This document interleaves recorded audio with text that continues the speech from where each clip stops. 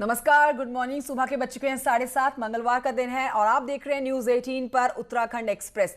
हर बड़ी खबर प्रदेश की आपके सामने होगी, लेकिन हम बात करेंगे सबसे पहले कोविड अपडेट की। कोरोना के आंकड़े, अब तक ताजा आंकड़े जो आए हैं वो हम पहुंचाने वाले हैं। 41,000 के पार पहुंच चुका है प्रदेश भर में कोविड संक्रमित लोगों का आंकड़ा। सोमवार को कोरोना के 814 नए केसेस आए सामने और वहीं अब उत्तराखंड में कोरोना के एक्टिव केसेस की जो संख्या है वो 12,000 के पास पहुंच गई है। अब कोरोना के जो मरने वाले लोगों का आंकड़ा है उस पर नजर डाली जाए तो 501 लोग अपनी जान गंवा चुके हैं। सोमवार के दिन यानी कि कल के दिन देहरादून में से 309 नए मामले सामने आए, तो वहीं दूसरे नंबर पर हरिद्वार से 110 नए केसेस सामने आए। नैनीताल से 111 और उधम सिंह नगर से 95 नए केसेस सामने आए हैं। कल जो नए केसेस 814 सामने आए हैं, उससे एक बार फिर से कोरोना संक्रमित लोगों का आंकड़ा 41,000 के पार पहुंचता हुआ पूरे प्रदेश भर में। हर दिन अब 800 के पार पहुंचती संख्या प्रदेश सरकार की चिंता बढ़ा रही है। 500 से ज्यादा लोग अपनी अब तक जान गंवा चुके हैं। सीधे रुक करते हैं मेरे सहयोगी दीपांकर भट्ट की तरफ। देहरादून से हमारे साथ इस समय लाइव मौजूद हैं। दीपांकर, 814 नए मामले और अब मौत का आंकड़ा जो है वो 500 के पार कर चुका है प्रदेश में। 500 से ज्यादा लोग अपनी जान गंवा चुके हैं और हर दिन 800 से ज्यादा संक्रमित लोग नए सामने आ रहे हैं। सरकार की चिंता बढ़ी हुई है।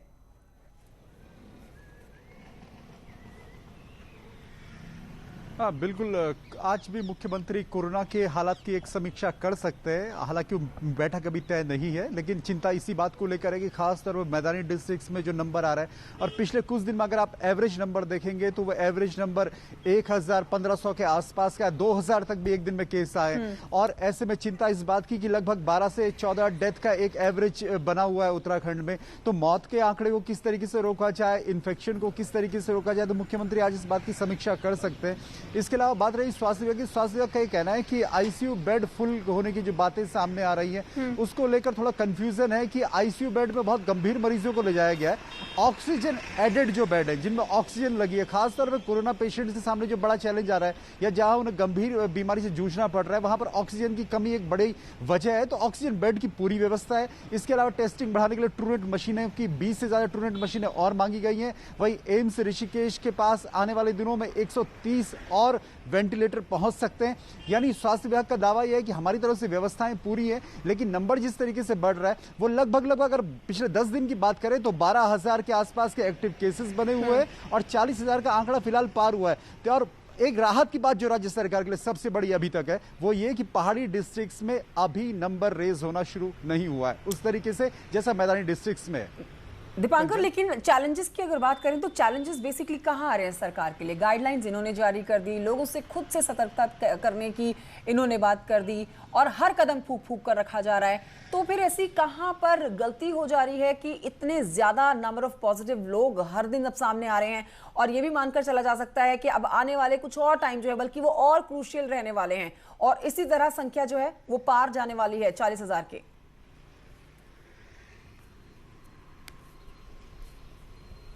बिल्कुल, जिस तरीके से रोजाना 1,000 केसेस का नंबर है, हालांकि रिकवरी रेट भी काफी बेहतर है उत्तराखंड में, लेकिन बावजूद इसके जो 1,000 केसेस रोजाना आ रहे हैं तो आने वाले दिनों में केसेस और बढ़ेंगे क्योंकि अभी वैक्सीन या कोई दवाई कोरोना को लेकर नहीं सामने आई है। तो आने वाले जो महीने होंगे वो और चैलेंज भरे होंगे। खासतौर पर सबसे बड़ी बात यहाँ पर यह है कि सरकारी जो हॉस्पिटल्स है उनमें बेड फुल चल रहे हैं। देहरादून जो राजधानी में तमाम हॉस्पिटल्स के बेड फुल चल रहे हैं और उसके साथ साथ फिर व्यवस्थाएं बनाना, फिर वो व्यवस्थाएं चाहे हरिद्वार में हो, उधम सिंह नगर में हो, नैनीताल में हो, देहरादून में हो, उसके अलावा फिर होम आइसोलेशन की व्यवस्था करना, होम आइसोलेशन में उनकी निगरानी करना कि कोई भी कोरोना पेशेंट इस तरीके से मोहल्ले में ना घूमे या घर से बाहर ना घूमे। तो इस तरह के चैलेंजेस है और सबसे बड़ा एक चैलेंज जो रहेगा कि अब बॉर्डर स्टेट गवर्नमेंट लगातार उसको ओपन कर रही है, लगातार लोगों का आना जाना बढ़ेगा, तो उसमें कोई कोरोना पेशेंट अंदर ना आए और वो संक्रमण को रोका जाए दूसरे राज्य से आने वाले लोगों से, वो एक बड़ा चैलेंज रहेगा सरकार के लिए। शुक्रिया आपका दीपांकर भट्ट जानकारी के लिए। अब आगे बढ़ेंगे। देहरादून से जो खबर आ रही है वो आप तक पहुंचाते हैं, जहां पर प्राइवेट लैब्स में अब जांच को लेकर सवाल उठने शुरू हो चुके हैं। प्राइवेट लैब्स में कोविड टेस्ट की जांच को लेकर देहरादून में सीडीओ की अध्यक्षता में 4 सदस्यीय टीम ने काम करना शुरू कर दिया है। देहरादून में 10 प्राइवेट लैब्स और 2 सरकार के द्वारा ऑथराइज्ड लैब जो है वो कोविड टेस्ट यहां पर कर रही हैं। इन लैब्स में टेस्ट में गड़बड़ी की शिकायत आई और नॉर्म्स कैसे फॉलो हो रहे हैं, इस पर अब जांच की जा रही है। तो जांच के पॉइंट्स की अब बात कर ली जाए तो सैंपल कलेक्शन के तरीके और 2 सैंपलिंग के बीच में कितना समय रहा, सैंपल के दौरान रोस्टर कैसे मेंटेन किया जा रहा है, लोगों के नाम, एड्रेस और फोन नंबर की सही जानकारी है या नहीं, ये सब जांच का विषय है। लैब ICMR की गाइडलाइंस को फॉलो नहीं कर रही है या फिर कर रही है, ये भी एक जांच का विषय है। वहीं आपको ये भी बता दें कि ऐसे लोगों की शिकायत का संज्ञान लिया जाएगा जिन्होंने लैब टेस्टिंग रिपोर्ट की शिकायत पहले ही की हुई है।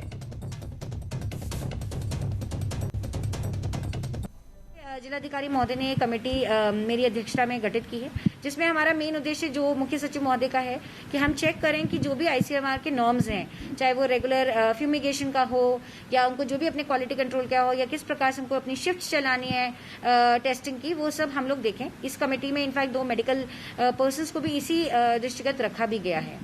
ध्यान देखिए जरा, अब वो तो हम पब्लिक पे है ना, डिस्टेंसिंग तो है ही नहीं, खैर कहीं नहीं है, वैसा कुछ नहीं, ना सरकारी में ना प्राइवेट में, कहीं नहीं हो रहा है। फॉर्म भी नहीं मिल रहे हैं, बड़ी दिक्कतों का सामना करना पड़ रहा है। ये कोविड प्राइवेट में भेजा जा रहा है, हमें गवर्नमेंट में कोई भी सुविधा नहीं दी जा रही है, जबकि गवर्नमेंट में सुविधा मिलनी चाहिए। दून हॉस्पिटल पूरे जिले का है, यहाँ पे कोई भी बाहर वालों को वो नहीं दिया जा रहा।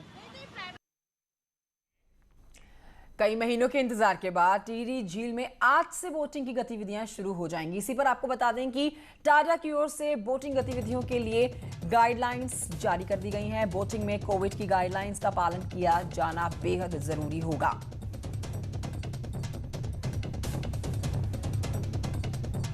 तो बोटिंग आज से शुरू हो जाएगी। सौरभ मेरे सहयोगी और जानकारी के साथ इस खबर पर है मौजूद। सौरभ, आज कई महीनों के इंतजार के बाद टिहरी झील में बोटिंग शुरू होगी, लेकिन गाइडलाइंस को ध्यान में रखना होगा।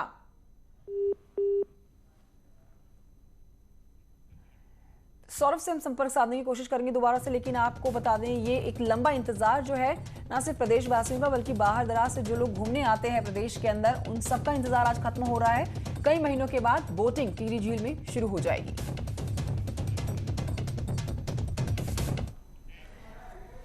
अब बढ़ते हैं आगे। हरिद्वार जिला पंचायत अध्यक्ष सुभाष वर्मा की बात करते हैं, जिनको अयोग्य घोषित करने को लेकर हाईकोर्ट में याचिका दाखिल हुई है।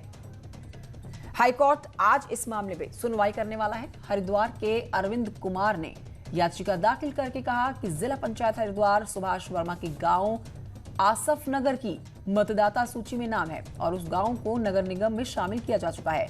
हाईकोर्ट ने शासन के हरिद्वार नगर निगम विस्तार के नोटिफिकेशन को निरस्त कर दिया था, लेकिन हाईकोर्ट ने आदेश सुप्रीम कोर्ट ने इस पर रोक लगा दी।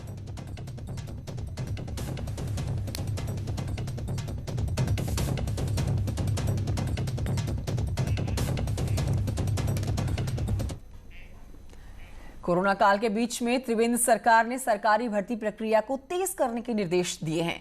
सीएम ने कहा है कि सभी एग्जाम्स टाइम टेबल के हिसाब से हों।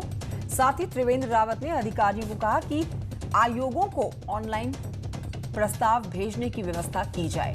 सीएम ये भी कहते हैं कि जैसी पोस्ट है उसके लिए एक ही परीक्षा करवाई जानी चाहिए, जिससे एग्जाम्स देने वाले जो छात्र हैं वो टाइम और अपना पैसा बचा सकें। सीएम ने कहा कि कोरोना की इस वजह से 6 महीने की देरी हुई है, इसकी भरपाई अगले 6 महीने में कैसे होगी, इसका प्लान अब तैयार करेंगे। सीएम ये भी कहते हैं टारगेट बनाकर काम किया जाए और चयन आयोग और शासन स्तर पर सर्वोच्च प्राथमिकता पर काम हो।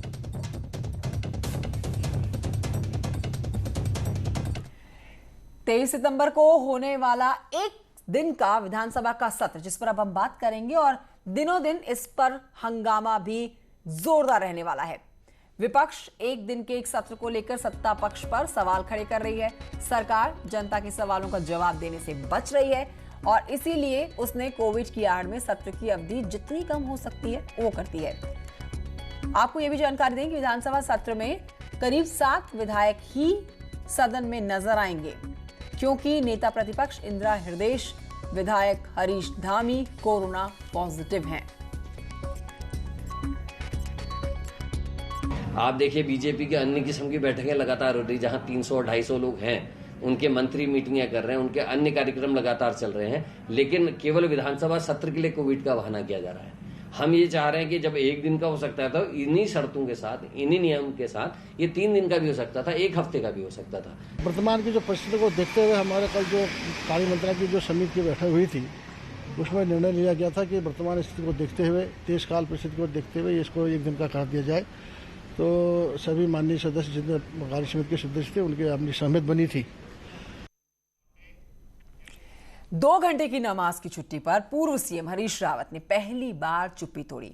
हरीश रावत ने सफाई में खुद को मुसलमान बनाने का आरोप बीजेपी और संघ पर लगाया, जिस पर बीजेपी की तरफ से भी करारा जवाब आया और पूरा विवाद चुनावी मुद्दा बीजेपी की तरफ से बताता हुआ नजर आया। राजनीति में कुछ फैसले और बयान उम्र भर पीछा नहीं छोड़ते। पूर्व सीएम हरीश रावत ने सत्ता में रहते हुए जुमे की नमाज के लिए 2 घंटे छुट्टी दी और वही फैसला आज भी सवालों के साथ हरीश रावत का पीछा नहीं छोड़ रहा। लेकिन अब न्यूज 18 पर पहली बार हरीश रावत ने चुप्पी तोड़ी और कहा कि हिंदू त्योहारों की छुट्टी करके वो हिंदू नहीं हो सके, पर नमाज पर बीजेपी और संघ ने उन्हें मुसलमान बना दिया। यदि साल में 2 घंटे की छुट्टी दे दी तो अनर्थ हो गया। जब मैंने इतने दिन की छुट्टियां कर दी जो हिंदू समाज से जुड़े हुए लोग थे, तो मैं हिंदू नहीं हो सका, और 2 घंटे छुट्टी करने के कारण मुझको वाह भाई आरएसएस, वाह भाई बीजेपी, तुमने मुझे मुसलमान बना दिया। जुमे की नमाज की छुट्टी पर बीजेपी ने सवाल तब भी उठाए थे और आज भी उठा रही है, लेकिन हरीश रावत को कैसे बीजेपी और संघ ने मुसलमान बना दिया, ये बात बीजेपी नेताओं की समझ नहीं आ रही। कैबिनेट मंत्री मदन कौशिक ने तो यहाँ तक कह दिया कि धारणा जनता बनाती है और हरीश रावत ने जो छुट्टी की वो राजनीति के लिए की। आपके मन में राजनीतिक रूप से छुट्टी की, आप खुद कह रहे हैं। आपने ये सब चीजों को राजनीतिक फायदा लेने के लिए की, जनता समझ रही होगी, इसलिए जनता ने तय किया होगा। 3.5 साल राज्य की राजनीति में नमाज की छुट्टी का जिक्र तक नहीं था, लेकिन 3.5 साल बाद इस बार मुद्दे की शुरुआत हरीश रावत के उस बयान के साथ हुई कि 2022 में चुनाव में ध्रुवीकरण नहीं होगा और शमशान, कब्रिस्तान, ईद, दिवाली का जुमला नहीं चलेगा। लेकिन राजनीति अब 2 घंटे की नमाज पर आकर टिक गई है। न्यूज 18 के लिए देहरादून से दीपांकर भट्ट की रिपोर्ट। बढ़ते हैं आगे। रुड़की से खबर है जहां पर पार्किंग के बाहर गाड़ी खड़ी करने को लेकर जमकर मारपीट हुई है। विवाद में पार्किंग के कर्मचारियों और कुछ लोगों में मारपीट हुई, उसकी तस्वीरें आपके टेलीविजन स्क्रीन पर। बीच बचाव करने आई यहां पर पुलिस ने दोनों पक्षों के लोगों को हवालात में बंद कर दिया। पूरा मामला सिविल लाइन कोतवाली क्षेत्र के तहसील का है।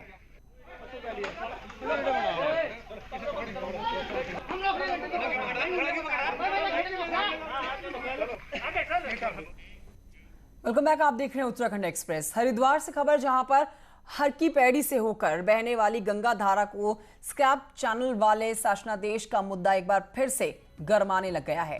स्क्रैप चैनल वाले शासनादेश को रद्द करने की मांग को हरिद्वार के तीर्थ पुरोहित हर की पैड़ी पर बने हुए हनुमान जी के मंदिर के सामने अनिश्चितकालीन धरने पर बैठ गए हैं।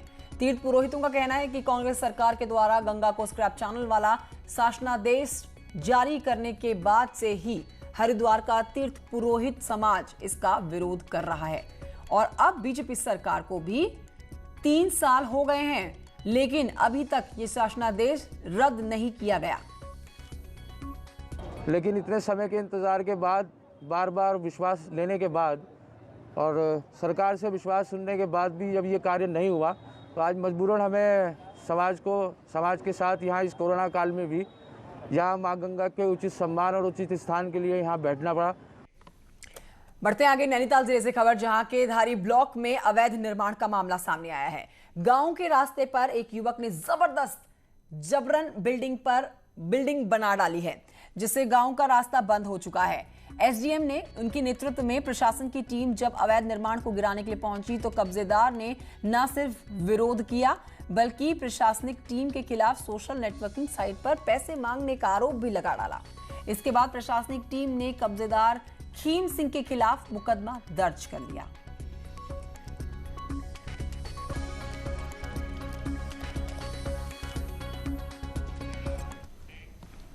तो एक तो कोरोना से रोजगार खत्म और बिजली का बिल इतना कि पूरे इलाके में लोगों में 440 वोल्ट का करंट दौड़ने लगा। रिपोर्ट देखिए। सरकार की तानाशाही माने या प्रशासन की तानाशाही माने, हम इस चीज को कब तक ये लोगों का शोषण करेंगे? तो सुना आपने राज्य मंत्री पीसी गोरखा के डंडेसारी गांव के लोगों का दर्द। यही हाल पूरे बेताल घाट ब्लॉक का है। लाइट आए दिन गायब रहती है, फिर भी बिजली विभाग द्वारा यहां के ग्रामीणों को 10 से 12 हजार के बिल थमा दिए गए। हजारों के बिल को देखकर लोगों ने जमकर नारेबाजी की और बिजली विभाग पर अपनी भड़ास निकाली। लोगों ने बिलों को कम करने की मांग की है और न्याय के लिए कोर्ट की चौखट पर जाने की बात भी कह रहे हैं। जब रिटर्न लेने के आए तो उन्होंने ये 10,000 का बिल मेरे नाम से इशू कर दिया। फिर उसके बाद मैं हेडिल में गया, मैंने देखा तो ये तो बहुत ज़्यादा है। वो बोले, वहाँ जाकर उन्होंने तुरंत जवाब दिया। उन्होंने बोला भाई ये पेमेंट आपको करनी पड़ेगी। मेरा जो भी बिल आता था समथिंग 150 या 180 के समथिंग, पर इस बार 1850 रुपये आया है। इसके लिए हम कल वहाँ हेडिल में भी गए थे।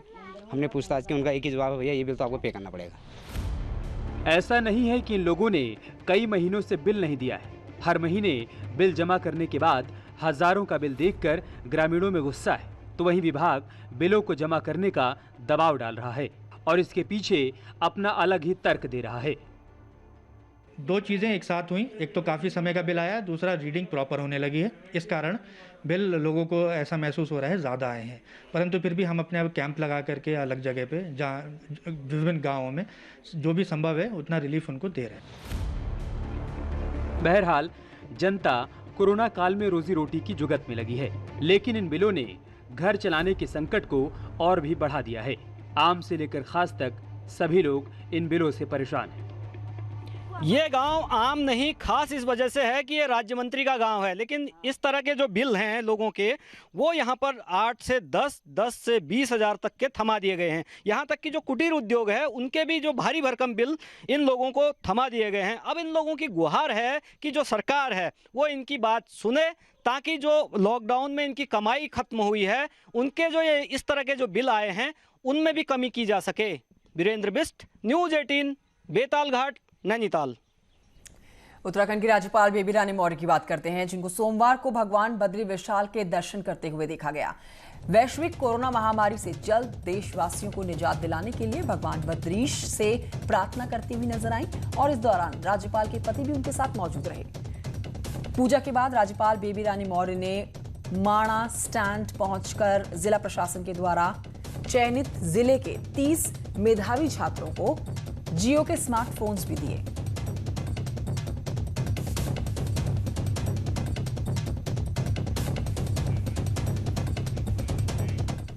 और इसके साथ बुलेटिन में इतना ही। छोटे से ब्रेक लिया रुक रहे हैं, ब्रेक के उस पार लौटेंगे खबरों के साथ।